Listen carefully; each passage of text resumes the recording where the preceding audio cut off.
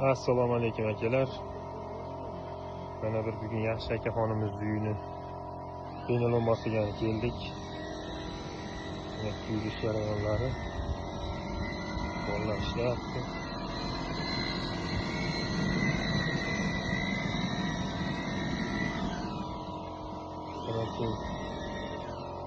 Oshxonasining tepasini kuyib beryapmiz. Mana bu uyini ham kuyib berganmiz. Bu uyini ham kuyib berdik. Ikkala uyni oshxonasining tepasiga ham kuyib beryapmiz. Xohlasa chiroyli qilib qo'yamiz. Kimga shunaqa xizmatlar kerak bo'lsa, video ostiga telefon nomerlari yozib qolamiz. Aloqaga chiqishingiz mumkin.